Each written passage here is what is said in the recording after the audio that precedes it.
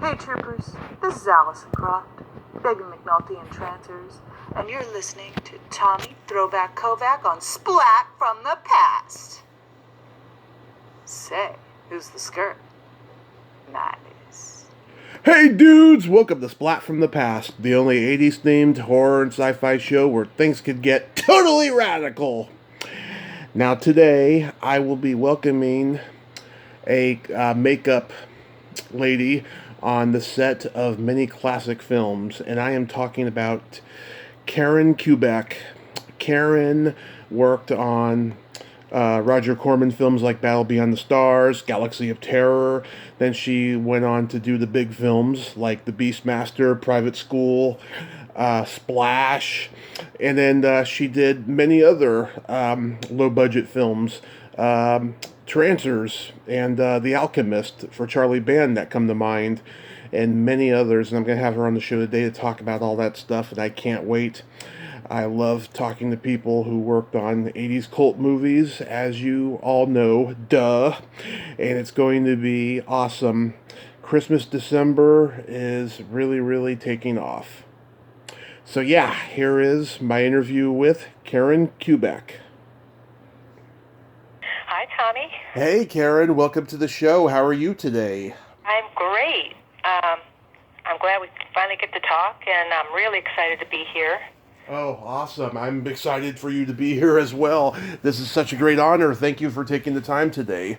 Oh, my gosh, of course. Of course. How are you? I'm pretty good. Just sent out so many Christmas cards. My hand's hurting from writing them last night, but other than that, everything's wonderful. You keep the tradition alive, you know? Oh, yeah. You have to. So, going back in time, did you gravitate toward makeup early on in your childhood? No, I didn't. Not at all. But as I look back, you know, and I remembered stabbing my little doll with a ink, you know, with a pen, giving it measles, you know, and then you know, stuff like that, you know, and then I used to hang out with these girls that were goth. Yeah. And they always asked me to do their lashes, and I never wanted to do it, but, you know, I ended up doing that, and I don't know, it just, no, the thought never came to me, honestly. What was goth kids like in those days?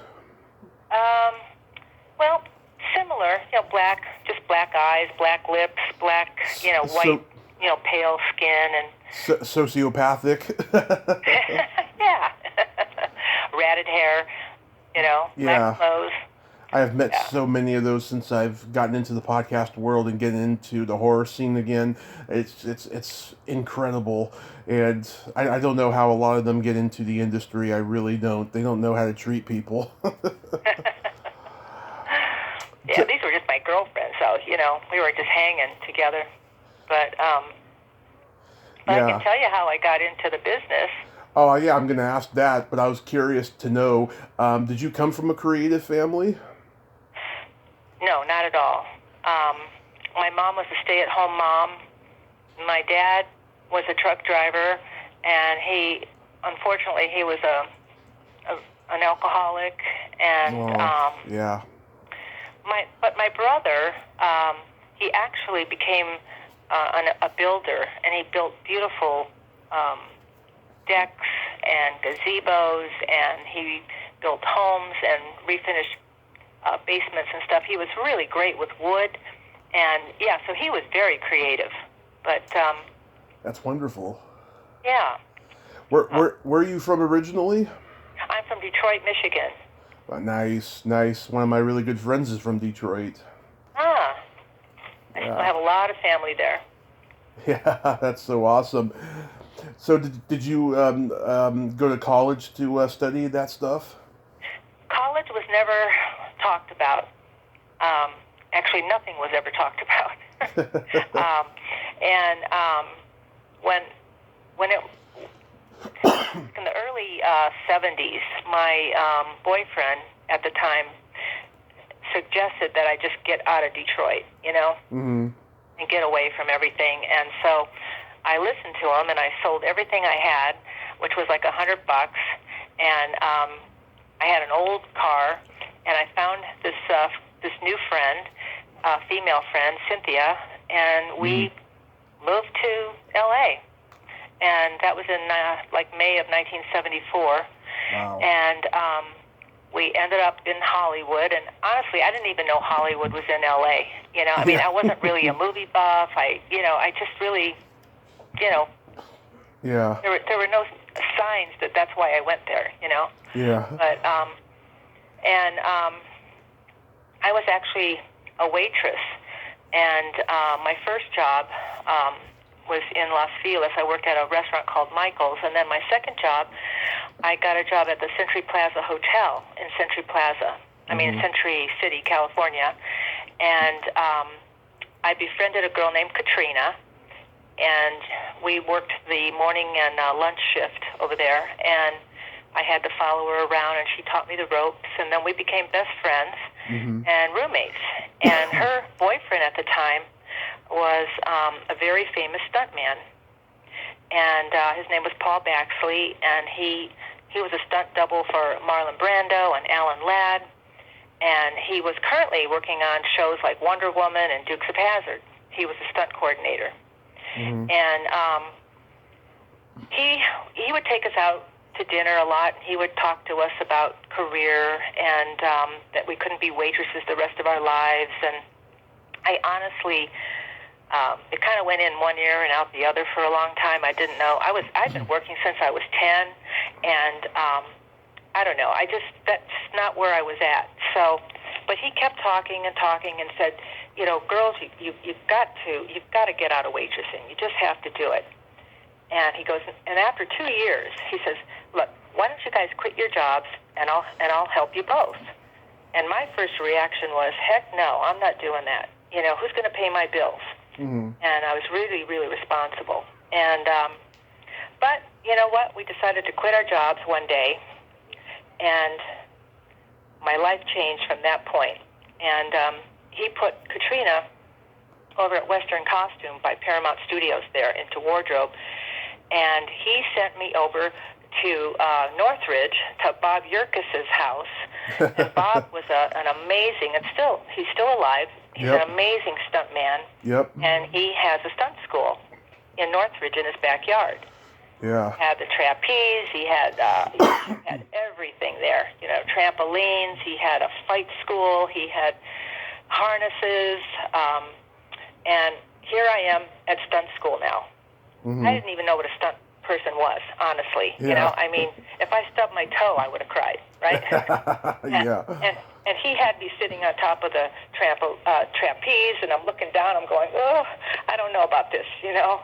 And he put me in harnesses, and he was trying to flip me, and he put me on a trampoline. And after like a month, I called Paul, and I said, Paul, I can't be a stunt woman. This isn't for me, you know. So then the next week, I end up on the original Charlie's Angels television show as a third AC, assistant camera. Okay? I knew less about camera than I did about stunts, okay, which meant nothing.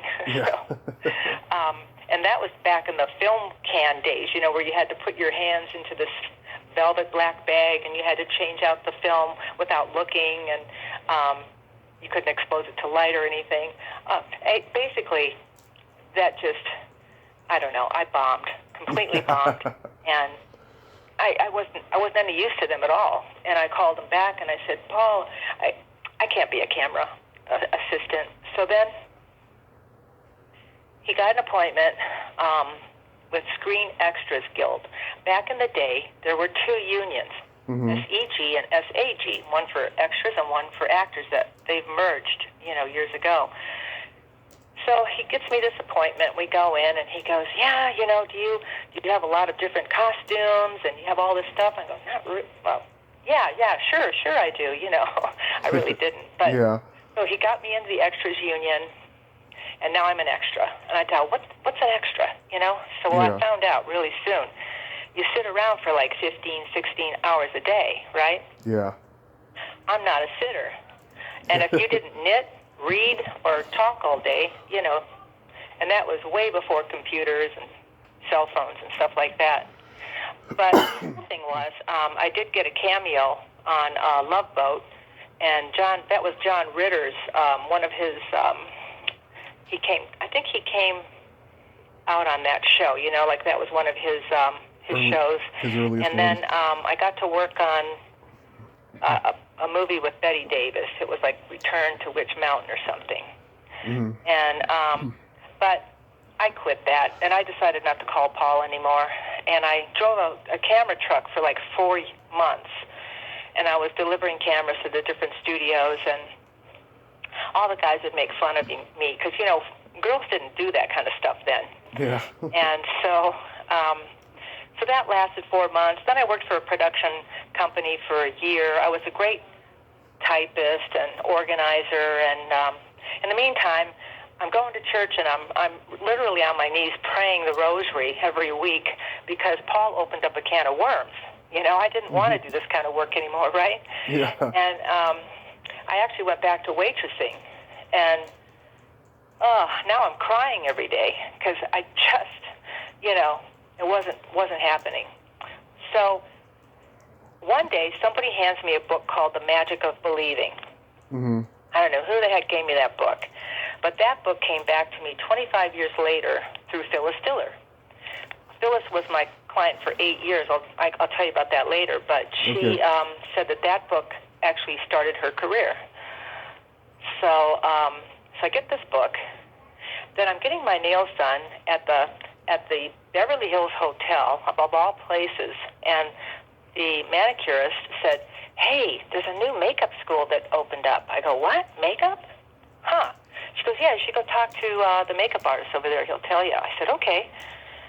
So I went over to the guy, and he says, "Yeah, there's a new school that just opened up." I said, "Cool. Can you give me the name?" He goes, "Sure." So he writes it down for me. I go home. I called him up and set up an appointment to come in. I think I had to bring a model, and I had to demonstrate my makeup. Well, I probably had, blush, lipstick, and mascara. That was probably it. Yeah. I didn't wear much makeup. And the owner of the school said, "Oh, my God, yes, we'd love to have you." I said, "Great." He goes, "Well, it's $3,500 for 3 months." And I thought it was $1 million, I said, "Did you say $3,500? He goes, "Yeah." I said, "Wow, okay." He goes, "Yeah, $1,300 down. You have to pay the school off before you finish." I said, "Okay." So I went home and I read the book. And then I started to imagine, like, the $1,300 over and over. I wrote it down. I wrote it in the air. I dreamt thinking $1,300. And I went into my bank, and now I probably had $25 to my name, and I didn't have any bad credit, but I didn't have any good credit either. Mm-hmm. But I walked out of that bank that day with $1,300 in my hand. Right. And then when I went to I was working in Beverly Hills at Maison Girard's, the restaurant, and the owner said, "Hey, I have another restaurant next to Universal Studios, and we're looking for a cocktail waitress if you want to go to school during the day and cocktail waitress at night." I said, "Oh, my God, that's great," because I was better during the day. So I went to school 7 days a week, and I waitress 6 nights a week till 2 in the morning for 6 nights a week. Wow. And the first day of school, my teacher said, "Now, the last day of school is going to be like a union makeup test, and it's going to go about 13 to 13 and a half hours. You have to have a male and female model, and then there's a written exam after that." And that just set me up. I'm telling you, I was terrified, just absolutely put in so much fear inside of me. And I wanted to quit several times in school because I just didn't even know if I had any talent, if I was going to like this kind of stuff. I mean, it was really so much. And but I had some great teachers. Matthew Mungle was one of them, and they just encouraged me to hang in there, and I did. And in the meantime, I typed up like almost like 100 3x5 cards of everything that I was studying, and then to school and to work and back to home. I was memorizing all the data for the written exam. So I show up for the test. I got my male and female model. I show up in April on a Sunday. And I noticed that everybody's already doing makeup. And I couldn't believe it. And my teacher comes out and he goes, Karen, you're late. You're an hour late. He goes, I go, no, I'm not. He goes, didn't anyone tell you about daylight savings time? The what? So, no. And my models weren't even there yet. And so he says, I'm really sorry, Karen, but you're going to have to go home. And you're going to have to come back after the next class goes through. And I almost grabbed him by the collar. I said, no, you don't understand. If I leave, I'm never coming back. I'm never coming back. I can't tell my mom. I can't tell my dad. They're going to call me a loser, spending all this money. And, oh, my God, my life flashed in front of me, So he says, okay. If you want to try to catch up, there's one chair left. I said, great. So I went to the chair. And right next to me was a huge window from floor to ceiling with all this sun beating down on me the whole time. And it was just like the worst day of my life. But I caught up. I did a great job. And now I'm sitting in the, this little room. There's about 35 or 40 of us in there. We were taking the written exam. And the door opens behind me. And my teacher walks in, and he comes over to me, and he bends down, and he whispers in my ear, and he says, Karen, would you like to work tomorrow? I got my first job. Wow. And it was with the original Flo and Eddie from the original Turtles band. Oh, God. Yeah, we did a commercial. And then David Nelson, the original Nelsons, right? Yeah. He directed. Wow.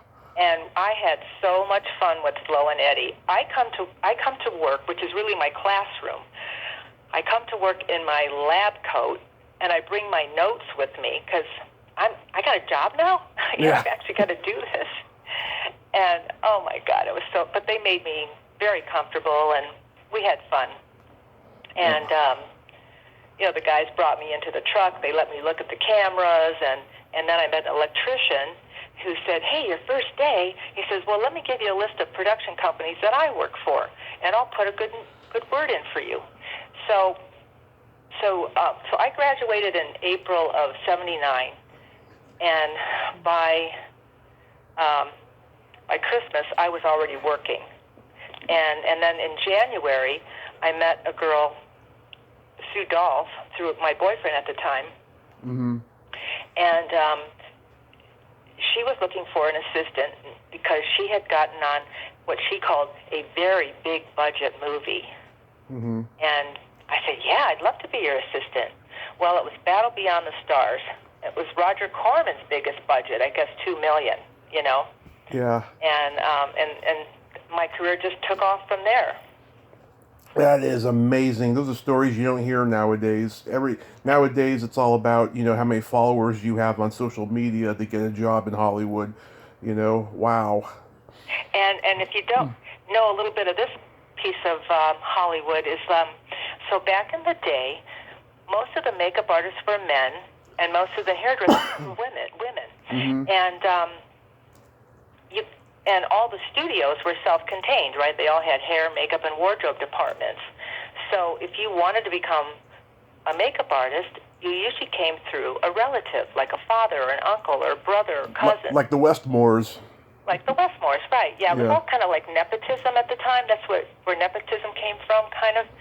And then you'd get hired in, and you'd, like, let's say you got a job at Universal, and you would learn from all the makeup artists at Universal. You'd follow them around, you'd learn all the stuff, and then you'd take your union test and you'd get into the union. Well, between, I think 75 and 80, all the studios broke up and they became rental houses. and all the hair, makeup, and wardrobe departments went away. So there was really no way for a makeup artist to really learn the ropes and learn film and television makeup. And Joe Blasco was a Hollywood makeup artist. He was Carol Burnett's makeup artist. He's the one who started the first school. Well, I did not know this, but I was in the first school in the second class. Wow. Isn't that crazy? It is. I didn't even know all this stuff, you know? Mm-hmm. Did you know V. Neal? Well, so V and I worked on The Sword and the Sorcerer. Oh, yeah. John Frankenheimer, right? Pardon me? Is that John Frankenheimer? No. I'm trying to remember. Well, that was, or is that Corman?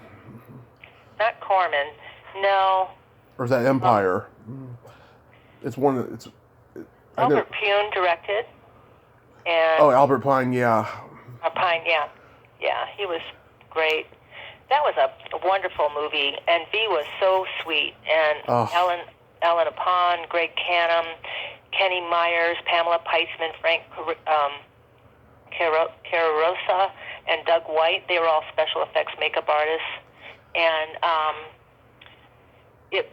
let's see, they had the leads were like Lee Horsley and Kathleen Beller and Simon McCorkindale and George Maharis and Richard Lynch and Christopher Carey. So I was pretty much working with Richard Lynch, and I had to do a beard on him every day, and then a beard on King Richard, which was Christopher Carey. And I think I made up Simon McCrackendale as well. It's hard to remember all the people, but Richard, I loved Richard Lynch, and I worked with him a few times. I don't know if you know who he was. Of course, yeah. Yeah, so he told me the story that in the late 60s, when he was high on drugs, thinking he was God, he set himself on fire. Yeah. Yeah, he really did. And then since then, I mean, he was a handsome guy, right? Yeah. But since then, he was only given the villain roles, and he was a really heavy drinker, and I had a really tough time keeping that beard on because the alcohol kept coming through the pores and took the glue off. And we had a water fight and everything. Oh my God, it was a huge challenge. Yeah, I had a talk. And then that was the show that Jack Tyree, I also made him up too. He was one of our stuntmen. In fact, we had over 100 stuntmen working at one time, for like a week. And we did all night scene. It was all night shooting for a week in Riverside, I believe. And we shot the wedding scene with all the sword fighting. At the same time, Prince Charles and Princess Diana got married. I think they got married like on July 29th, 1981. Right. And we snuck a little TV into the makeup room, and we got to watch the wedding because we were shooting at night, you know? Yeah. And so we got to watch that live. It was really cool. But Jack, so they needed a stuntman to fall off of a cliff. And we were over at the Bronson Caves. Do you know where those are? I've heard of them, but I don't know where they are. So the production company didn't want to do the stunt there, but Jack convinced them that he had done it there before. So they spent a whole week setting up and getting everything together, like all the details. They had this big airbag set up. I mean, they went through it for a solid week, every single detail, because, I mean, it was it was like 100 feet high, you know, and he had to clear like 25, 30 feet out. And but he said, no, I can do it, and I made him up right before he jumped. And but they missed one important detail. On top of the mountain where he had to jump off from was full of sand, and he never got a proper push. And so we could tell he was in trouble because he kept pushing himself out with his arms. But unfortunately, he missed the airbag by like a foot or two. It was so awful to see him die like that, you know? Yeah, it happened to my great uncle. He was a cameraman. He was working on a Meatloaf video, and a helicopter accident happened. Oh my gosh, yeah, terrible. So that was devastating, and they canceled the whole day. I'm trying to think if it was still the same movie when someone, I think we had a grip or something die on set, and they just put a blanket over them. We kept shooting, I mean, because time is money, money is time, Yeah. But yeah, that was awful. And then let's see. We also had a scene where we had 264 rats. Wow. And that was cool. And they put peanut butter all over these two actors, and then they sent these rats in. I spoke to the rat wrangler. That was funny. Yeah. Yeah, I met V at Monsterpalooza last year, and Oh yeah. I'm sure I just ran into her last year too. Yeah, I'm sure she doesn't get too many guys coming to her table, so she looked like she looked like she was baffled that a guy came to her table, right? And she signed my Lost Boys poster, and I asked her if she wanted to do the podcast, and we did about a month later. We just had a great time. I made her laugh a lot. She's amazing, and what an artist she is. Oh my God, I wish that I could have continued to work with her, but I kind of went in a different direction. I ended up working with her one time later, but way back toward, let's see, when was that? That was like in '94, I think. Yeah, and that's a great story too. If you want me to tell you that. Oh, go right ahead. Okay, so I was on the union roster, and so the makeup artists, they look at the roster, and then they tell the union, we'll try this person to see if they're available. So they called me, and they said, hey, we got 2 days for you. Would you like it? And I said, no. So my call was like a noon call downtown. I didn't know the name of the movie. I didn't know anything. And so I get there, and they called lunch. And so V came over to me, and she goes, hey, let's have lunch together. I said, great, So we're sitting there, and I said, V, I just went to massage school. She goes, really? I go, yeah. Because I had a baby by now. I had a little boy in '86. And so, and I think if the movie came out in '84, this was probably like '83 or something. But I said, yeah. I said, she goes, oh my God, my feet are killing me. I said, well, hey, I'll come into your trailer, I'll massage your feet for you. She goes, what, really? I said, yeah, no problem. So we finished our makeup, and I said, I'll come to your trailer after. And she goes, okay. So I go to her trailer, and there's two doors on the same side. I walk in one door, and Bill Murray walks in the other door. And we meet in the middle. He goes, hi, I'm Bill. I said, hi, Bill. I'm Karen. And the first AD pops his head in, or second AD, and he says, hey, Bill, take your makeup off, come back in 3 hours. He goes, okay. So he sits down. Out of the corner of his eye, he's watching me massage these feet. He's not saying anything. Okay, so he leaves. We get called to set. I go to the craft service table, and now I'm talking to Sarah Jessica Parker. I still don't know what movie I'm on. And V runs over to me, and she whispers in my ear, and she goes, Karen, I just told Johnny Depp about your great foot massage, and he was wondering, would you like to give him one too? Oh, so lucky. I said, yeah, sure, why not, And she goes, okay, all right, I'm going to go tell him. You stay right here. I go, okay. So she runs off. I'm back at the craft service table, and all of a sudden I feel the presence next to me. You could feel it. I turn. There's Johnny, dressed in drag, right? He's got like a two-piece bathing suit with tassels and a blonde wig, a mustache, fishnet stockings, and high heels. Right. And he goes, Karen, you don't mind massaging my feet? I go, well, now I understand why you need a massage, I said, but hey, can we get the fishnet stockings off? And he goes, no, Warder won't let me take them off. In fact, I can't even leave the set. I said, well, I'll try. So we got these two little chairs, and we're off in the corner of the set somewhere, and now I've got his feet in my lap, and I'm massaging his feet. Oh, I wish I would have got a picture of that, You're so fucking lucky. and he had Winona on one shoulder tattooed, right? Yeah. And he had another woman's name on the other shoulder, and I said, well, who's that? And he goes, that's my mom. I said, that's cool. But he was really sweet, and so after I did that, now V and I are back into her trailer. This is like 3 hours later, and I'm massaging her shoulders. Nice. And Bill walks in, and he goes, well, I thought I was the queen around here, because he thought I was still massaging her for 3 hours, right? Yeah. So that was my Ed Wood story.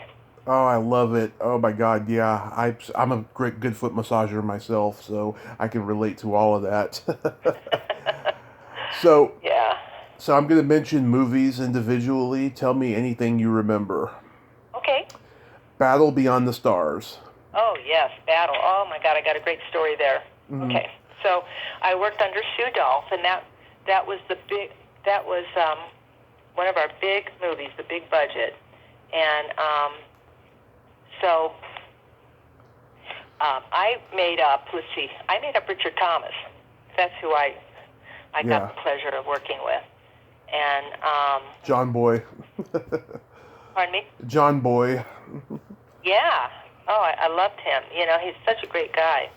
I'm just looking for my notes here, because I took a lot of notes for you. So, yeah, Robert Vaughn, George Peppard, oh my God, and some of the special effects people were Ken Horn, Steve Neal, Tom Schaus, Rick Stratton. And so one day, Sue, that was the lead makeup artist, she had to burn up Robert Vaughn. She didn't know how she was going to do it, but he dies in space, and so they wanted his face all burned up, and she said, she goes, I think I'm going to use some liquid gelatin. I said, okay, that's cool, Yeah. So she did a beautiful job, right?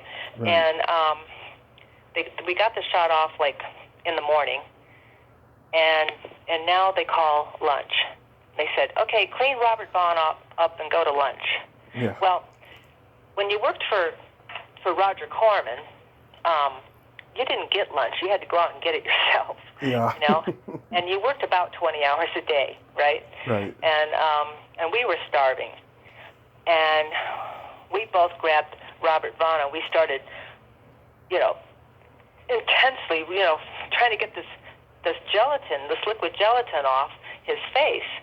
And he freaked out, absolutely freaked out. He goes, stop. He goes, you got this stuff in my eyebrows, and you got this stuff in my chest hairs. I only got 3. He goes, and I don't want to lose any of my hairs. And we realized that, we just had to slow down, forget about lunch, and just take care of him.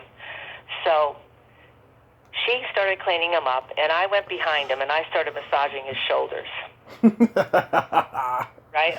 We just had to do it, right? So now his head is on my chest. He fell asleep, and now he's snoring.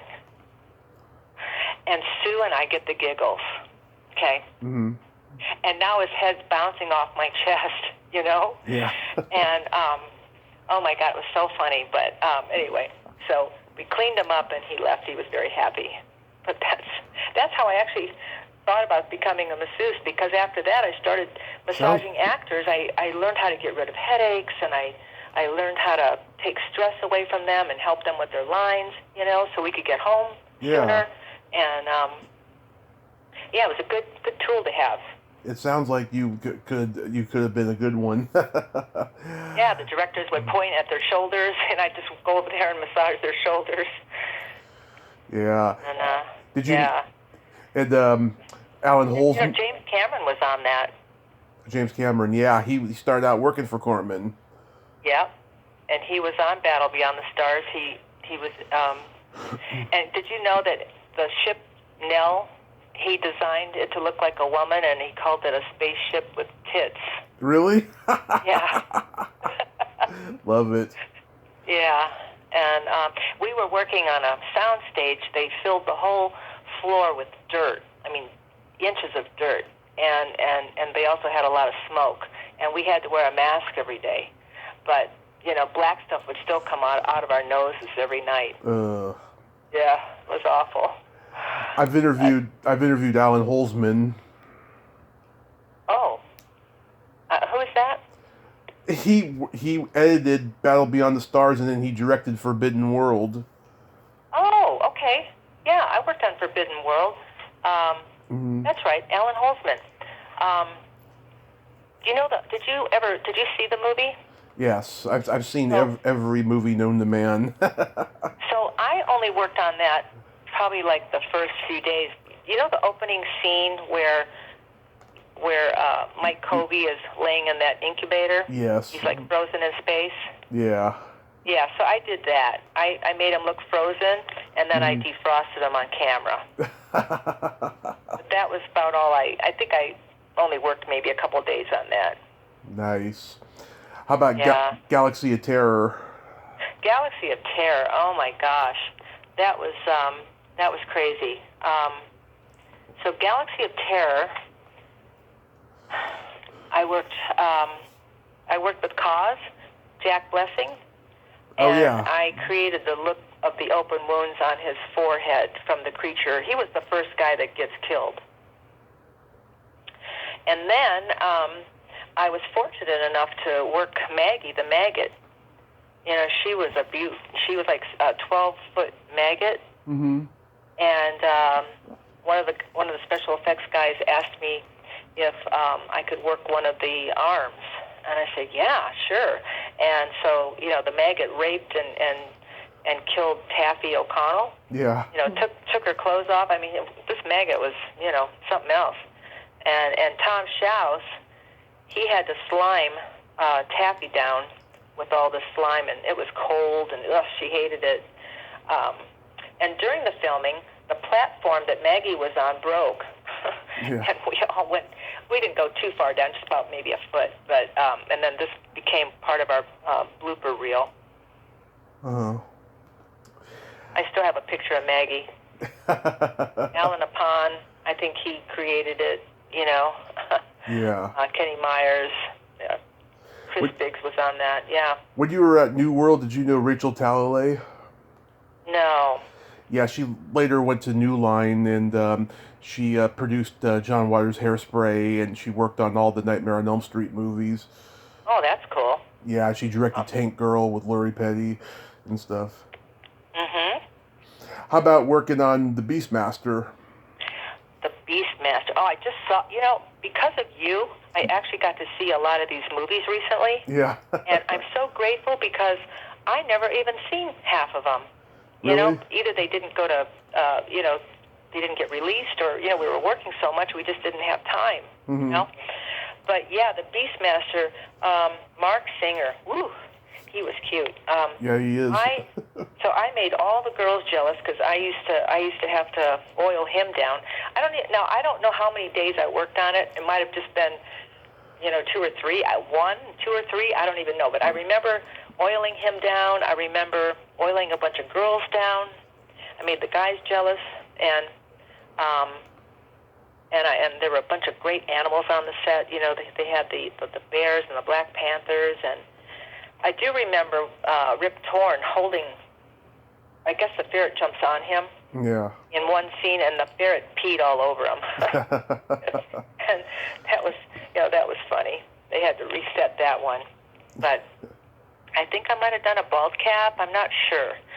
And that set, oh my God, it was so scary, so high up. Yeah. I did climb to the top, but wow, it was pretty frightening. I can't imagine these stunt people on that, Yeah, I can imagine. Yeah. When it was a really great movie, actually. I enjoyed watching that. Oh, it's fabulous. And Don Coscarelli was supposed to do the show last year, and then I never heard from him.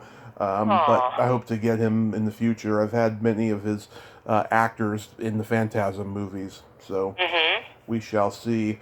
But when I was like 2 or 3 years old, my mom caught me watching Private School. Oh, I just watched that like 2 nights ago. Yes. And I remember the my scene. God. I remember the scene she caught me watching too. It was at the end when they all showed their asses at graduation. Yep. Yeah. Yep. That. Oh my God. That show was great. In fact, I worked under Sue again, and so there was Phoebe Cates and Matthew Modine, Betsy Russell, Kathleen Wilhoit, I know Kathleen. Zurich, yeah, Yeah. Fran Ryan, and also what Ray Walston. Ray Walston, Yeah. brilliant actor. And I know I made up Ray and Betsy and Michael and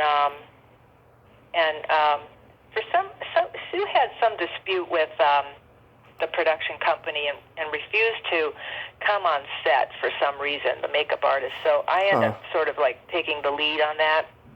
Yeah. We kind of shared that title of department head, but yeah, it was fun. It was a lot of fun, and the only thing I didn't like about the show was the director, Noel Black. Yeah.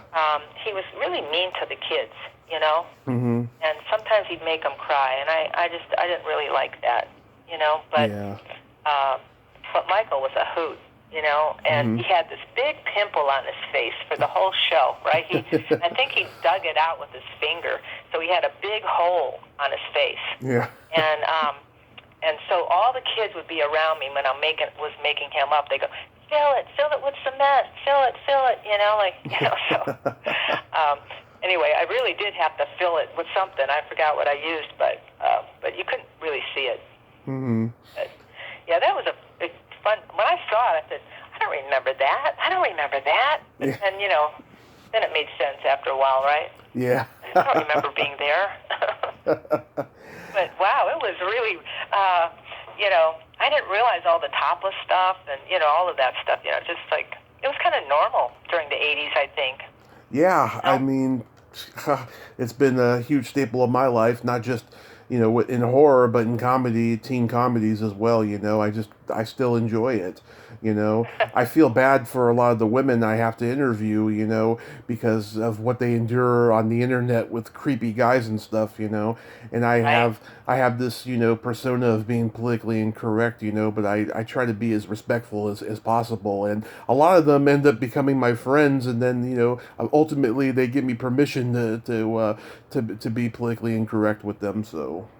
That's cool. Yeah. Yeah. You know, on the Party Animal, we were shooting in Illinois, I think, and they, at one point, they needed all these girls to like be in the background and kind of like try to. They wanted us to just kind of be in lingerie and just be like wooing Matt on and stuff, and they said, Karen, go put some lingerie on and get in the background. I go, are you kidding me? You know? No, come on, we need more girls. I said, oh, okay, all right. So anyway, so I was part of the background, you know. Many times I was thrown in the background because they didn't have enough people. Yeah.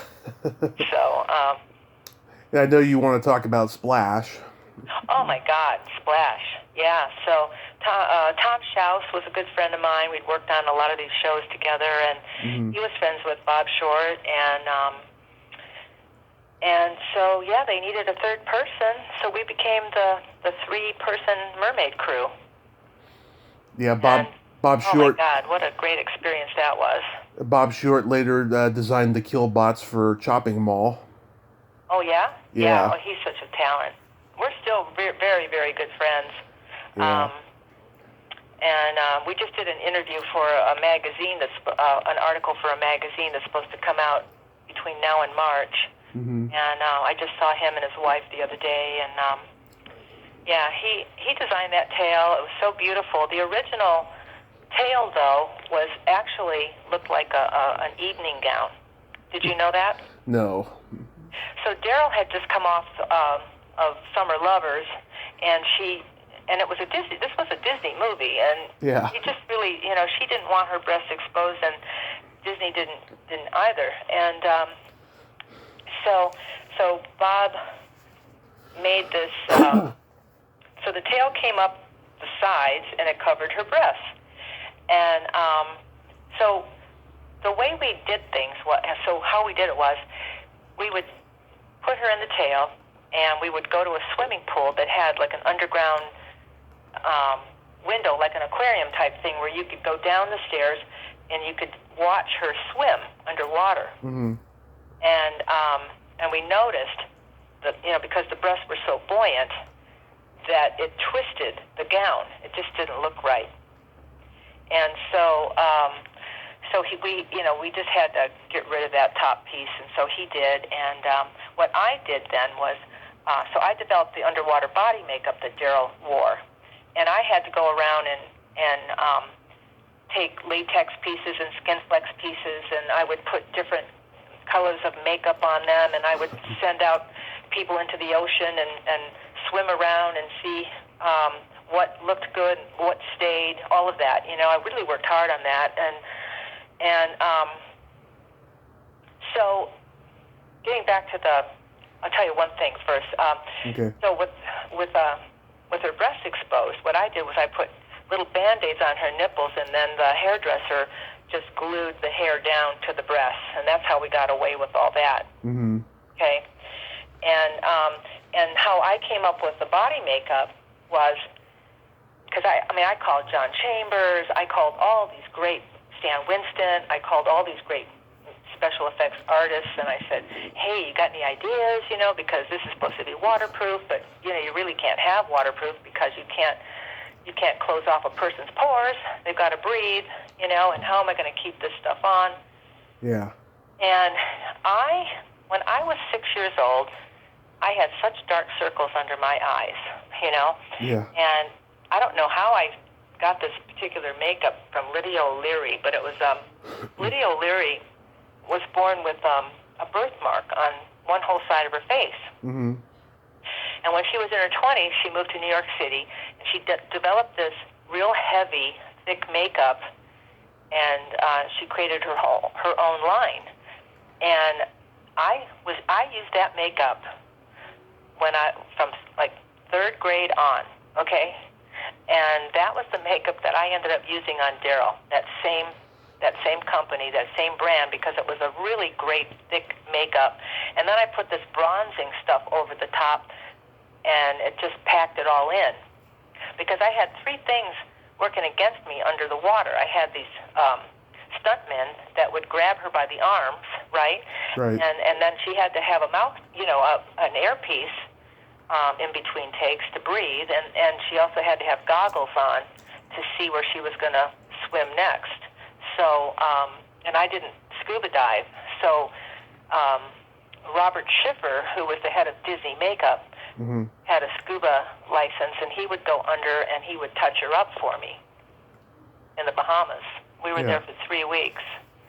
And Bob and I attached the tail every day, and then I would do the body makeup, and then someone else would do her face because I wasn't union yet. And we were on this little double-decker boat.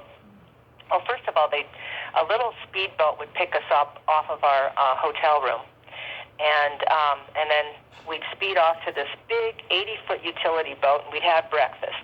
And then this double-decker boat, which is in the first scene of the movie, Daryl and all the makeup and hair special effects, we'd all get on this little boat, and we'd go into the calm waters. And then the 80-foot utility boat went out to set where they had the sunken ship in the water. And we would sit around, and then they would, on the walkie-talkie, they'd say, okay, put her in the tail now.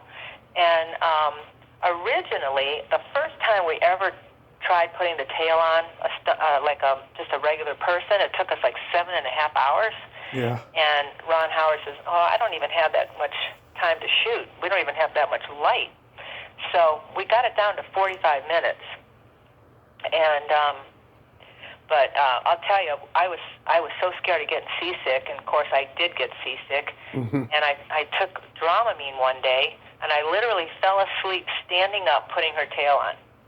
And so the captain of the ship said, hey, from now on, just jump in the water and look at the horizon and get back on the boat.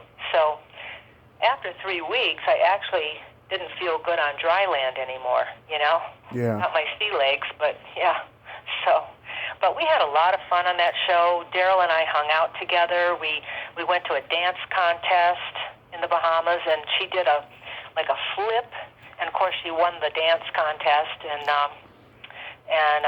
guys would just, like, when she would walk by them, the guys would just stop and drop their mouths. You know, she was so beautiful. She was like 5'10". Yeah. That tail, and then we worked together after that. We did a lot of publicity for Splash. We worked about a year and a half together, and we hung out a little. She'd invite me over to her house, and she'd give me some of her hand-me-downs, and I think she came over to my house at one time, and then her boyfriend, Jackson Brown, was going to be doing a video. So she said, "Karen, I want you to do the makeup." I said, "Okay." So they fired the makeup artist they had hired, and they hired me, and we did Tender as the Night. Yeah. And that was a lot of fun. I really liked Jackson. He was great. I remember that video. Yeah. Yep. Yeah, I think that tail is so realistic. It's one of the great creations on film, I think. He did such a great job with that skin flex. It's beautiful. I still got the little tools that we made the scales with, and I have a little piece of the tail. I have a piece of tail. It's 3 inches by like 2 inches. And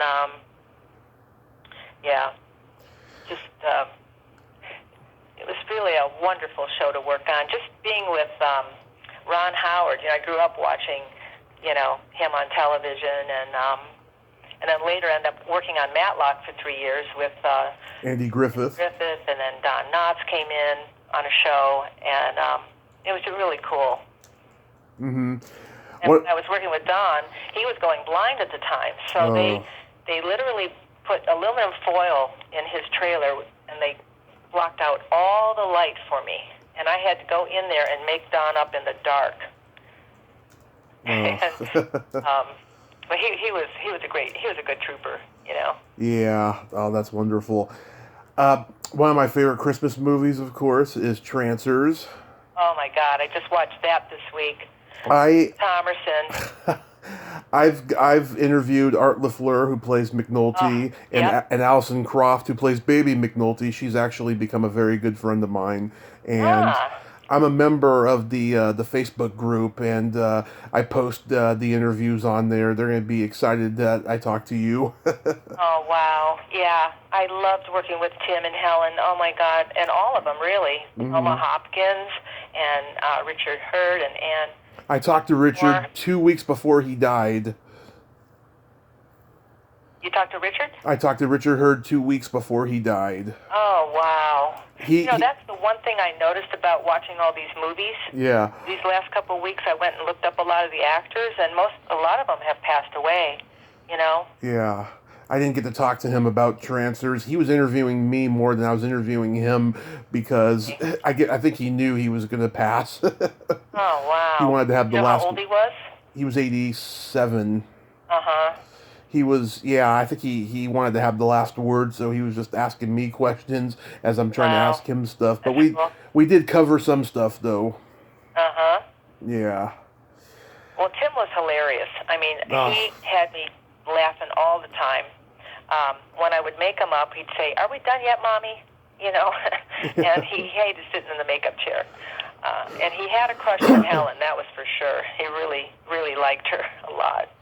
Yeah, he to me, he was one of the best and most underrated stand-up comedians. People don't realize that he was a stand-up comedian. He did the very first HBO Young Comedian special in '76, and one thing specifically he said that it still kills me, and every time I quote it to people, they're not surprised he said it. Yeah, he called David Bowie David Blowy. Oh no. Yeah. he would go behind bushes and go babaloo, babaloo. He'd make all these funny jokes. And, oh my God, it was just a trip. And I worked with him on another movie. Well, no, I worked with him on a TV show called Harry. Yeah. With Alan Arkin and his son. Yeah. What's Alan's son's name? Adam. Adam, yes, Adam Arkin. Yeah, and yeah, he was great. And I did that great scar on his face. Mm-hmm. You like that? Mm-hmm. Yeah. I love it. And Helen was sweet, really sweet. Yeah. And Biff Biff Maynard, yeah. Hashby, he sent me a card, and yeah. inside he wrote, "Thanks for the dirt." And you know, Phyllis Diller and Private School. What was his name that we just talked about? Ray Walston. Walston. They both sent me Christmas cards until they passed away. Oh. Yeah. That's so nice. And Phyllis even sent me a card one time, and she said, "Karen," she goes, "you make a back feel like a front." I would massage her, you know. Make a back feel like a front. And you had previously worked... all of her Christmas cards, you know. She was a painter. Did you know that? No, I didn't. So I went to her house for 8 years, and like twice a month, and all along the walls. Well, she had a great house. First of all, it was in Brentwood, mm-hmm. and she had upstairs. She had a whole room where she painted. She had one whole room full of gowns, one full of wigs, one full of shoes. She had a boa closet that she let me go into, mm-hmm. and I couldn't believe it, you know. And so, but all along the floor of every room, all along the walls, were all her artwork, and they all had numbers on them. And so one day she said, "Karen, I'm having an art show and a sale, and would you like to come?" I said, "Oh my God, I'd love to." And mm-hmm. so, and my mom and my brother and his wife were going to be in town, and I said, "Hey, can I bring my family?" "Oh yeah, bring your family." I said, "Great." And I told my brother, I said, "Oh my God, I'm going to get like maybe 2 or 3 pieces, you know, because I was looking at the artwork, and you know, one of them had a price that said like, you know, $2.99. You know, like, you know, I'm thinking like $300. Maybe I'll get a couple, you know. So we get there, and turns out that those numbers were just the artwork number. That wasn't the price, right? So there wasn't anything under $1,000 in there. But I ended up buying a print. Mm-hmm. I didn't get an original copy, but at least I got a print, and she signed the back, and what a lovely woman she was. Yeah. I discovered her in San Francisco in a nightclub. I'm from San Francisco. Uh-huh. I knew that, and I thought you'd be interested. You know, she left she had like 5 kids, and she moved to San Francisco, and she was a writer, and then she started doing stand-up, and Bob Hope came into this, this club. It was just a rundown old club, and discovered her. Mm-hmm. And she had a huge painting of him in her living room, and they were just really good friends. And one day she called me, and she goes, "Hey, I'd like to buy a gift certificate for Nancy Reagan. I want you to go to her house and give her a massage." I said, "Wow, that's cool," you know. So I got to go there. I went there like a month before Ronald Reagan passed away. You should have charged all these people. Pardon me? You should have charged all these people. Well, no, Phyllis bought the massage, you know. Yeah. But yeah, so that was cool. I got to see all the love letters that he wrote to his wife, you know, and mm-hmm. it's fun to go into people's homes. Oh, it is. Yes, I've been lucky myself. In fact, Demi Moore, you know, I worked with her on 2 movies, mm-hmm. and she fell in love with Freddie Moore, I believe, on Parasite, and she asked me if I would do her wedding makeup. So I did the wedding makeup, and I actually sat in the church in West Hollywood and watched them get married. That was her first marriage. Wow. Yeah. So how did you know so many comedians and musicians? Oh my God, I just worked with them. I was supposed to work with Jonathan Winters and Ruth Gordon. I was going to do a movie with them. Yeah. And so they sent me over to Jonathan Winters' house. They wanted me to turn him into an Asian. because he was gonna do this karate look, so I put his hair up into a little bun on top and did his makeup. And while I was doing it, he had a conversation of like 4 people going on at the same time. Mm-hmm. And I mean, it was really hard, That's I Jonathan was just Winters. laughing so much. He's so funny. And he had one whole room full of I think World War I or World War II stuff. And he was a painter too. And he took me to his little room where he painted. And it was so great to meet him. And then I got to fly to New York City and take a life cast off of Ruth Gordon. And oh my God, try putting plaster on a woman in her 80s, right? Yes. And but I did. It worked out great. And but the money backed out, so we never got to do that movie. But they were going to do some break dancing, Ruth Gordon and Jonathan Winters. Breakdancing. That would have been funny to watch. That would have been fun. But yeah, so some of the comedians that I've worked with, I also worked with Richard Lewis. Oh yeah. Of course, Bob Saget, John Stamos, David Coulier. Yep, on Full House. Yeah. Yep. And of course, Tom Hanks, John Candy, Eugene Levy on Splash. Yeah. I worked with Mel Brooks a couple of times. Ooh. Rich Little. Jerry Lewis. Oh my God, I had such a crush on Jerry Lewis when I was growing up. And how was he with you? he was great. He was really great, actually. That's good. Yeah. Because I've heard, but he was great with me. I worked with Milton Berle, Jim Backus, Martin Mull, and and then the musicians. I even got to work on the Johnny Carson show one time. That was really exciting, and I also got to work a couple days on Harlem Nights. Eddie Murphy was directing that. Mm-hmm. So, but as far as some music videos, I worked with Journey. I worked with them live at the Rose Bowl, and that was great. And then I did You Got Lucky with Tom Petty and the Heartbreakers. Yeah. And I got them really dirty and grungy with a 3-4 day beard growth. Oh, really? I love that video. They loved it. And, they ended up calling me. They went on tour, and they called me from somewhere, and they said, Karen, we just love that video. Thank you so much. It was so great, Yeah, it's got kind of a Mad Max motif. I love that video. Yeah, and we shot that in Vasquez Rocks. And then I worked with Aldo Nova. Oh, yeah. Life is just a fantasy boy. Yeah. I did Monkey on Your Back. Oh, you did? And we had a monkey. We had a little monkey there. It was really cute. Did the Jackson Browne, Tender as the Night. Roger Waters. Mm-hmm.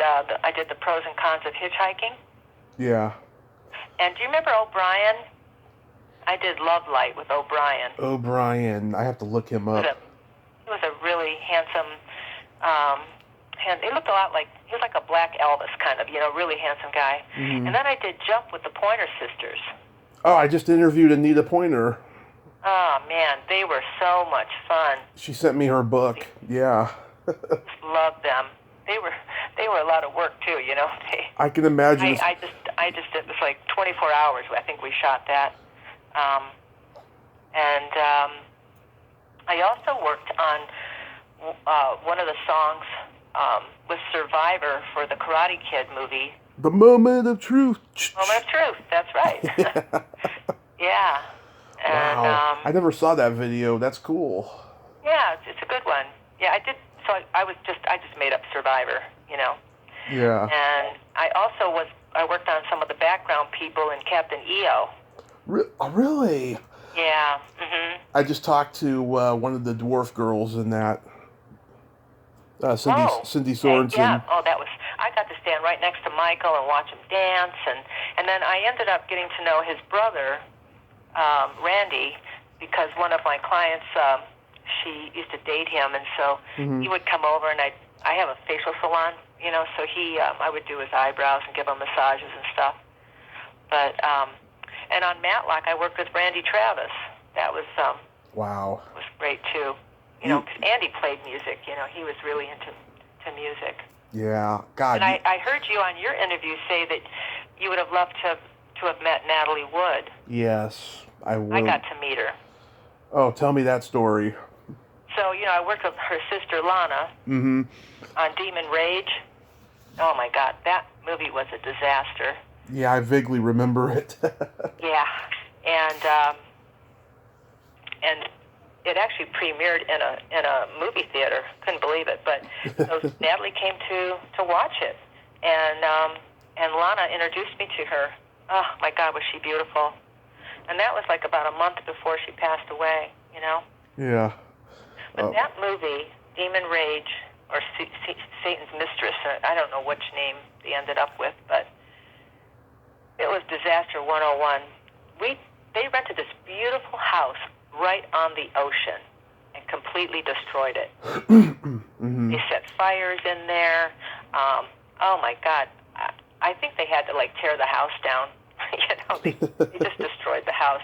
In fact, we were shooting in a 5-star restaurant, and one of the electricians, he put one of the lights a little too close to the indoor water sprinkler. Yeah. And I'm touching up Britt Eklund inside the restaurant, and all of a sudden we hear this big kaboom, kaboom, and I grab Britt and I push her down on the ground, and I go on top of her because I don't know what's going on. And then all of a sudden, within minutes, the restaurant filled up with water, and they destroyed that restaurant. That was gone, and they had to shut down and rebuild. Wow. And they were booked solid that night with customers coming in, And then we had this one scene. So Tom Schaus was the special effects, and I was doing everybody else. And we had this monster that was supposed to run after Lana along the coastline. Yeah. And it's like a dream sequence. And so Tom said, "Well, we're just gonna glue all this fur onto this guy." I said, "Okay, all right." Well, it took so long. You cover a whole body. Oh my God, right? Yeah. And we ended up getting production assistants to help us, and we had the whole crew trying to help us get this monster ready. And finally, they said, "That's it. We're losing the light. We got to go." And he wasn't ready. And oh my God, Tommy, this guy's running after her, and the fur is flying in the air behind him. Ugh. And I am crying my eyes out, right? Yeah. Oh my God, I'll never work again, that feeling. And it was so awful. And then Tom hurt his back, so he left the show and left everything else for me to do. And yeah, it was just a disaster of a movie. It sounds like it. That was great. What did you do for The Alchemist? Do you remember that Which movie? One? The Alchemist? Oh, The Alchemist? Yeah. So I guess they got rid of the makeup person, and they asked me if I'd come in and take over. And I said, yeah. So I actually watched that the other day, too. Really? Yeah. I know, I'm telling you, I had to do my homework for you. Yeah, so I did Robert Ginty. Robert Ginty. And I believe I made up all of them, actually. And I put the scabs on Robert's face. Robert Ginty's face, actually. Yeah. And then that knife scene where she cuts his finger? Yeah. Where the blood comes out? I think I did that. I know I did a blood effect on that. But my pictures show a different thing, so I'm not sure. But yeah, so I came in and I think Steve Neal and Doug White and Rick Stratton did all the special effects makeup on that. So that was Charlie Band. Yeah, did a lot of stuff with Charlie. Oh yeah, I've met Charlie a couple times, and an interesting guy. And yeah, well, he was always on the phone. You could never really talk to him. Yeah. He was so busy. He was doing so much, and then he'd come in and direct a scene and go back on the phone. I've interviewed his brother Richard. He's a very nice guy. Yeah. Yeah. And I guess he composes music as well. Yes, he does. Yeah, Richard does. Mm-hmm. And Even Charlie, I think, too, right? I don't know if he Maybe ever not. did. It's possible. I know their dad was involved, too. He was a producer, yeah, Mm-hmm. and stuff. Yeah. Yeah, Charlie was great. I worked a lot with him. I enjoyed working with him. How about Back to the Future Part 2? So, Back to the Future, I was basically working the background on that. Mm-hmm. And I worked on that, I think, like about a month. And let's see. So, the one cool thing that I got to do was I got to make up some of the dancers for the Enchantment Under the Sea dance. Yeah. Mm-hmm. And I got to watch Michael J. Fox playing and singing Johnny Be Good across the stage. Oh, that was really, really cool. You know, I really enjoyed that. But they had some terrible things happen. There was that huge backlot fire at Universal, and it destroyed all those classic vintage antique cars. You just wanted to cry, you know, when you, that was just really awful. And then they were practicing for over a month to do those hoverboard scenes, right? Mm-hmm. And they had 4 stunt people. They had 1 girl and 3 guys, and they were all attached to this one crane. And the goal was the guy on the bottom. There's a guy on the bottom and 3 on top, and the 3 on top. Well, the guy on the bottom was supposed to scoop through the front door of the building with the clock, you know. Yeah. And the 3 people were supposed to fly into windows on the top, all at the same time. And they rehearsed and like thousands of times.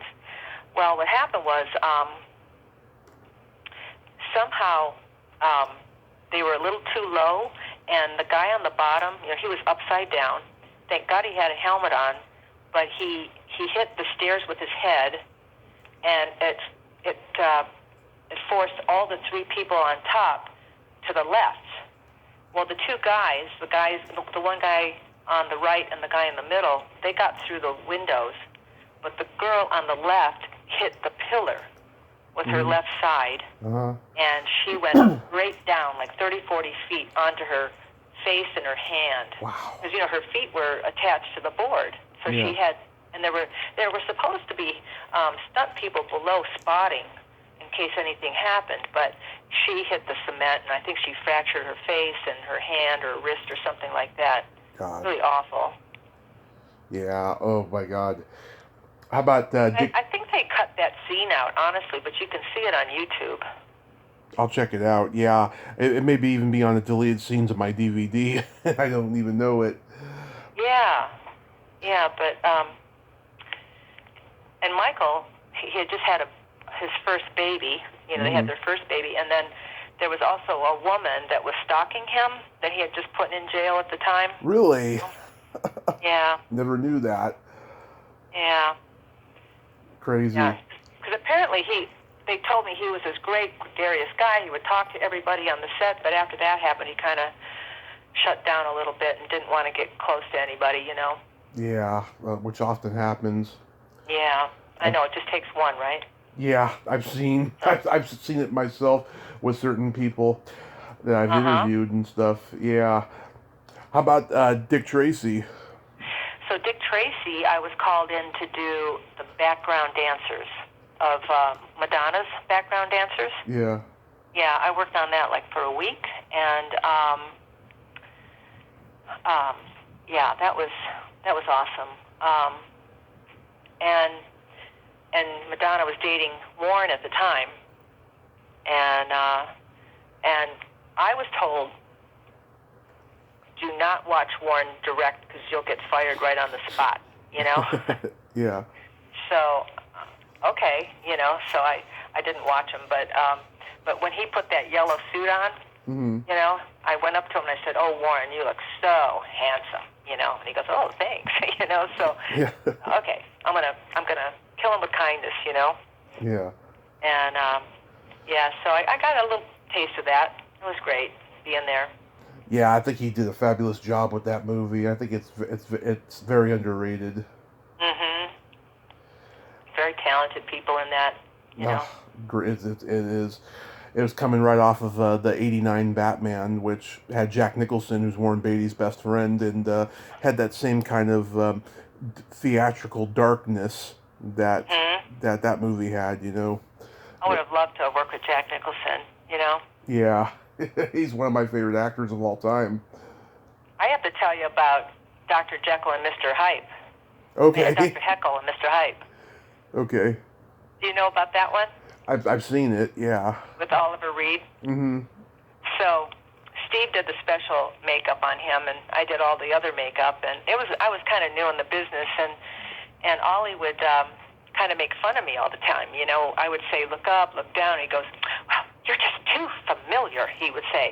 You've got to say, look up, please, look down, please, you know, and because he was just ribbing me, you know, and then when I'd get done with his makeup, he'd say, is everything ace, Governor?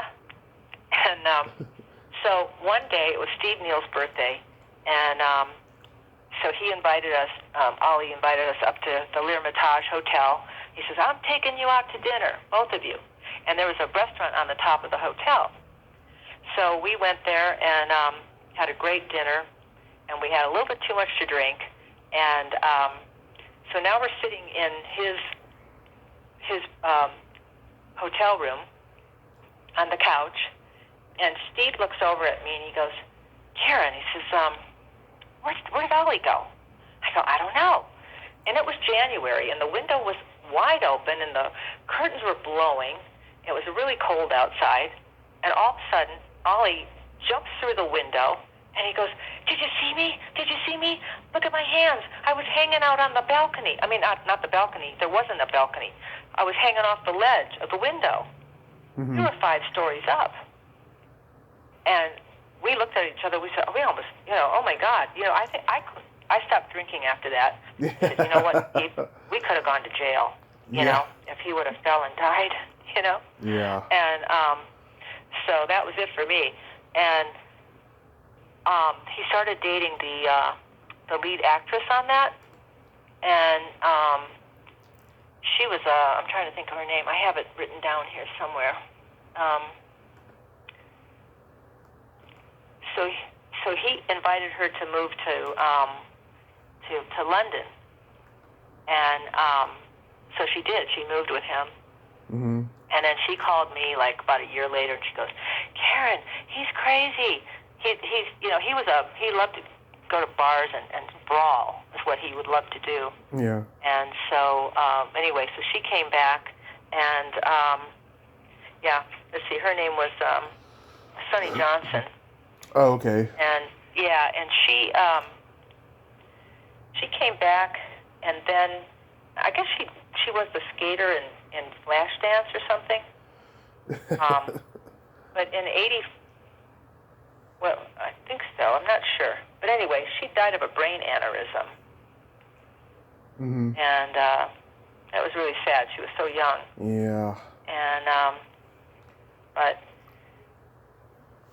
and then, yeah, Ollie was a trip to work with, yeah. And I love the director, Charles Griffin. He's really great. Oh, yeah, he wrote Little Shop of Horrors. Uh-huh. Well, some of the people from Little Shop of Horrors was in this. Dick Miller. Yes, oh, I love Dick Miller. That's right. And I'm sure what's his name was involved, who just died, John Herman Shaner. I can't remember, but, and then Virgil Fry was in it. He was great. I did a lot of the like character and special effects stuff. You know, I did his scars and everything. Yeah. Yeah. How about? You know, these movies were, so, you know, like they were so low budget that you couldn't have any help. You know, so you did everything yourself, and you barely made it to the set. You were just cranking people out constantly, right? Right. And you got to work on a Star Trek movie.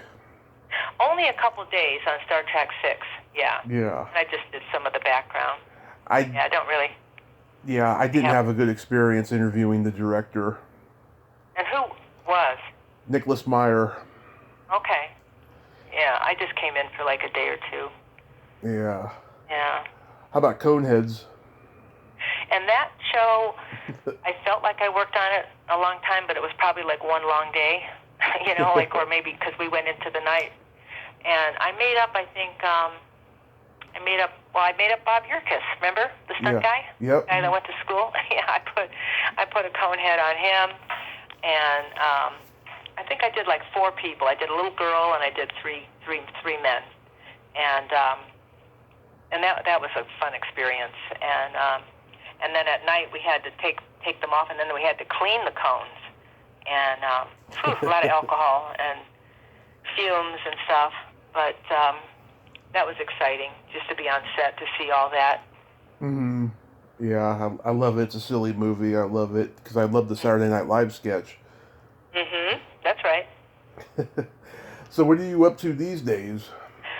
So, well, I had a child, like I said, in '86, and I worked on Full House, for a year, and then I worked on Matlock for 3 years, and then I went to, like I said, I went to massage school. Then I went to facial school. I worked in a salon for 2 years, and then I hated working in the facial salon. I just didn't like the cattiness of the women, and so I started a home business in 1996.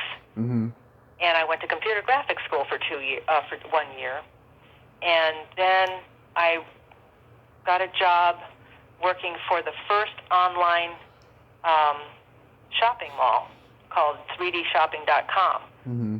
Way before PayPal. We didn't sell anything, but I was there 3 years working part-time while I was building up the home business, and realized I really didn't want to do computer graphics.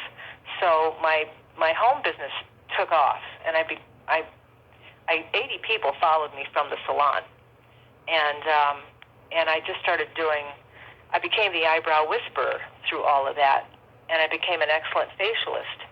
And I still have my salon today. It's in my home here in Santa Monica, and then in 2011 I started teaching eyebrow classes to other estheticians and makeup artists in Camarillo, California, at Aesthetics International, and I was doing that up until COVID.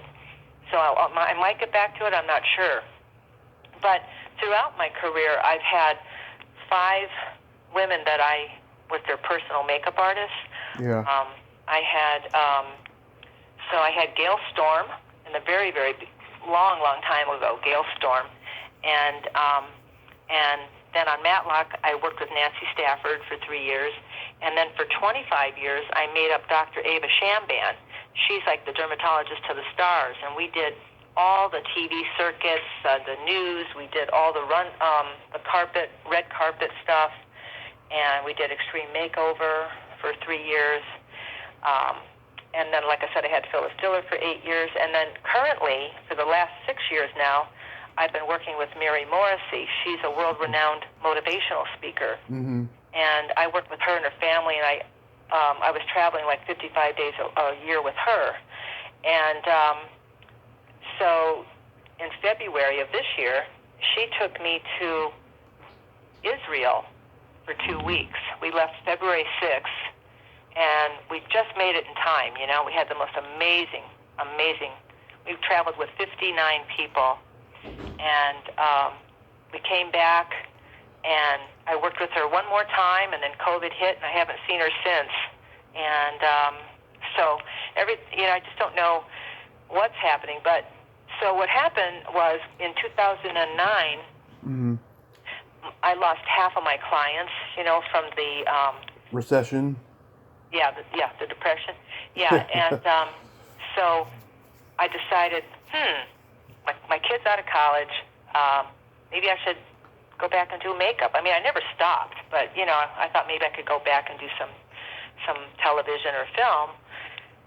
And I checked with my union, and they said, "Oh yeah, you're in good standing, but you lost your roster status." I said, "I did?" They go, "Yeah, you got to start over." Oh my God, because that's you have to get like 180 days. Like you have to get 60 days for 3 years in a 5-year period. Mm-hmm. So, and a lot of my clients were producers, and I said, "Hey guys, can you give me some work?" They go, "Yeah."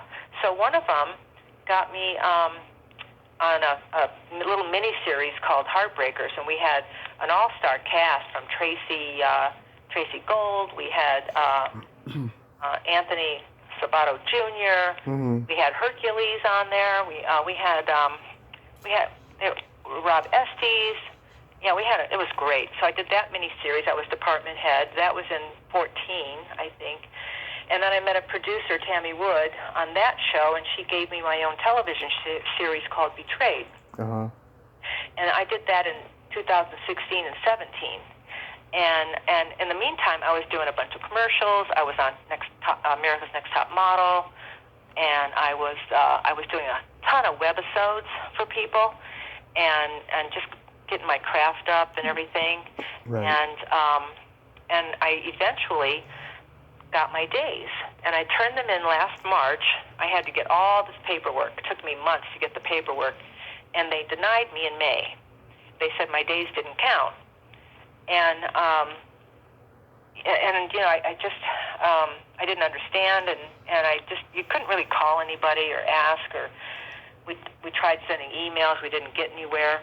So I kind of gave up my career last May, and then in July I get an email from a client of mine. She's been my client for 25 years. She's a law professor at Pepperdine, and she teaches law to MBA students and law students. And she said, Karen, I just taught an MBA class to a bunch of professional students, and one of them has a high position at Contract Services, and she wants to talk to you. I told her that they denied your days. I go, really? She goes, yeah. So she called me. She set up an appointment. I went in, and the manager said, yeah, your days count, but you didn't fill out the paperwork correctly. Well, it took me all of last year to fill out the paperwork, right? Right. Turns out they didn't accept my 2-day New Balance commercial because it didn't air on their new media. So I was 1 day short. And I thought, oh my God, what are we going to do now, right? Right. In the meantime, Mary has a hip replacement, has hip surgery, and in January she has a bad fall on her face, and all this stuff's going on. Anyway, I finally get on the roster this January, and they send me a bill for $6,000. And I'm going, oh my God. That's good. And Mary's having trouble, and I'm not sure, just not sure what direction I'm going in, right? Right. And so I paid half of it. We went to Israel, came back, and then COVID hit. I had to pay the other half. And since then, I didn't have any work for months. But my salon, I'm picking up new clients here and there. I'm still open. Mm-hmm. And I took over 17 makeup classes online this year. Yeah. Even had a makeup artist come over and teach me some things. I got a certificate in brow lamination. I just bought an airbrush machine. I just redid my makeup cases. I'm COVID ready, and I'm ready to go. That's so good. I'm so glad that things are looking up for you in that department. This pandemic has affected all of us, especially me, with all the projects I had lined up that I was going to do, and now I have to put them on hold till next year at some point, I hope, Mm-hmm. So I don't know what's going to happen. Yeah. Just praying all the time, Yeah, so I'm glad that crazy. It's looking up for you, though, at least. Well, I don't know. I mean, I don't really know if I'll get hired at all, honestly, because I've been out for so long now. If I could have gotten back, if I had been on the roster when I got back in 2012, I could have jumped right back in with all the people that I knew, right? Mm-hmm. But a lot of people are retiring now, and they're gone. A lot of new people in the union. So, what my plan is to send out an e-blast to a lot of them, and put my resume in there. And I'm having a reel done currently by Ben Rock. He's a great director that I've worked with. So I'll attach that and just see where things go. Yeah, I mean, you've had an amazing life, even with all the hardships, in your early life. I mean, you've really persevered, and that's what I love to do. I love to talk to people who persevered, because that's what I've done. Yeah, I know. I listened to your interview, and I appreciate that, too, You can't give up. You can't give up, no. And No. trust me, there are days when I want to. Oh, yeah, of course. That's human nature. But, it Yeah. doesn't pay the bills. Right? No, it doesn't. So, yeah. So, I don't know. I have a wonderful son. He's in real estate, and he lives close to me, and I'm hoping they have a grandchild. I'd love to be a grandmother. I have a beautiful home in Santa Monica, and, I'm just, I take really good care of myself. I juice my celery juice every morning, and, I work out, I take care of myself. And That's good. Just got to do your best, right? Yes, that is wonderful. I think you would make a terrific grandmother. Oh, thanks. I hope it's a little girl. See, my son would never let me make him up. Never. But you know what? It came back at him on his wedding. He had a little pimple. Mm-hmm. And I had to cover that pimple up. And all the grooms were just laughing and laughing and laughing. I said, see, it came back to get you. Love it. You ready to play my secret silly game? Oh, my gosh, I did hear that. Yeah, how does it go again? Okay, it's a series of silly slumber party questions. And how it works is I ask you the question, you answer I it, ask you back? and then you ask me the exact same question, yes, and Okay. I answer it, and you can comment on answers. Okay. I hope I can do this. Okay. Karen, are you ticklish? Yes. Oh, my God, yes. Are you ticklish? Yes, I'm baby ticklish. I've been known to hit people in the groin. Yeah, I usually go down to the floor when they start tickling me. Yeah. Is your belly button an innie or an outie? It's an innie. And I think I already know yours is an innie. Yes. What color are your toenails painted? They're all natural right now. Nice. And yours? Same, au naturel. Uh-huh. I like to go bright colors, but I haven't had a reason to do them since the pandemic. Right. Yeah. What would you say is your best personality trait? I tend to really have compassion. I think that's what helps me be a good makeup artist. Mm-hmm. Because I really, I love to encourage young people. I have a lot of teenagers and young kids, and now they've all grown. A lot of them are growing up. They're in college. I have some in high school, college. Some of them are out working. Some of them are already married with kids. But, when you think about having a salon since 1996, right? Yeah. And I just love to encourage them.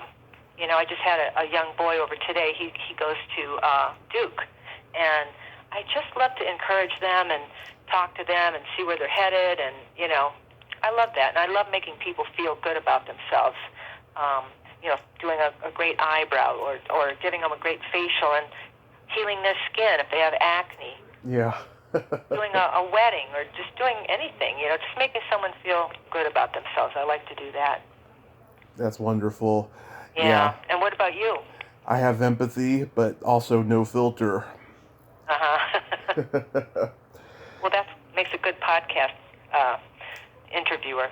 Oh, thank you. I've gotten better as an interviewer over time, and it's really worked to my advantage, I feel.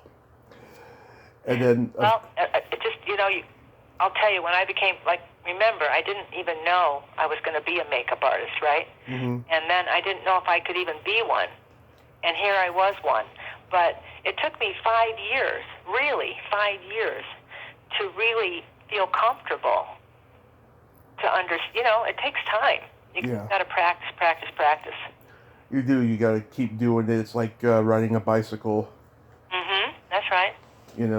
And yeah, I mean, I listened to some of the early shows. God, I cringe. I just can't believe, how, I don't know what it was, if it was fear, my lack of, more engagement in the person, or just I wasn't doing enough research at that time, which I learned pretty quick that I had to, and I did, and I do. Well, that's, it's true. If you don't do your homework, you're gonna blow it. Like, I was interviewed a couple of years ago, and I really felt like I blew it because they didn't give me the pre-questions. Well, you didn't either. But I learned from that you just can't assume you're going to know what they're going to ask you. Mm-hmm. So, like when I was interviewed like a month ago for Splash. Yeah. Oh, my God, I did so much typing. I mean, I did 14 pages for you today. I watched all my movies. I typed up my stories. I wrote down all the directors' names and the makeup artists and, and the hairdressers like Claudia Thompson and Christine Chadwick and Sue Dolph and all these great people that I worked with. And, and Rick Saliani, he got me on Matlock. Mm-hmm. In fact, you know what? That Matlock was a 3-day job that turned into 3 years. Yeah. and do you know? So they were already filming for 5 years, mm-hmm. and when I got called in, his assistant had just had foot surgery, and so. Did you massage it? No, I didn't. He never came back actually, but every electrician, producer, writer, whatever, they all had a sister, mother, girlfriend that wanted my spot, right? Right. And they all worked on the show for 5 years, so they felt they had an in. And I was just there 3 days. And so Rick was making up Andy one day, and I just found this out just a few years ago from Rick. I did not know this happened. But he said, I was making up Andy one day, and he asked me how I was doing. And I said, well, I'm really stressed out because I need to find a replacement. And everybody wants somebody that wants me to hire one of their people. And I don't know any of these people, and I don't know if they're any good. And I've already worked with Karen 3 days, and I really like working with her, and I like the way she does makeup and everything, and I don't know what to do. And Andy said, I'll take care of it. So because of Andy, I got 3 years on Matlock. Wow. Yeah. That's loyalty. That's friendship right there. Yeah, I mean, I'm so grateful to that, and what a fun time we had on that show. Oh, my God. Mm-hmm. Are you ready for my favorite question? Okay. Is there a stinky smell that just makes you gag? Coconut. I never really smelt it, to be honest with you. It just grosses me out. But, I've been trying, I stopped doing dairy, so I'm using like coconut creamer for my coffee, and I use coconut body lotion now, and it's getting better, but I still wouldn't want to eat it. Yeah. What about you? Either farts or dirty feet. Yeah, dirty feet. Listen, I've had a bunch of dirty feet as a masseuse. I know. In fact, you wouldn't believe how dirty people's feet really are. Yeah. Filthy. They're filthy. In fact, I ask people to take their shoes off to come upstairs to my salon, and sometimes I say, no, just keep your shoes on, because, when they wear those flip-flops, they don't realize how dirty their feet get. Yes, they get dry and cracked, and, yeah, I mean, when you're working all day on a movie, of course, they're not going to smell that great, but if you give them, like, a little foot bath, then it makes it all worthwhile. That's right. Yeah, I don't do massage anymore, but yeah, it's feet are interesting for sure.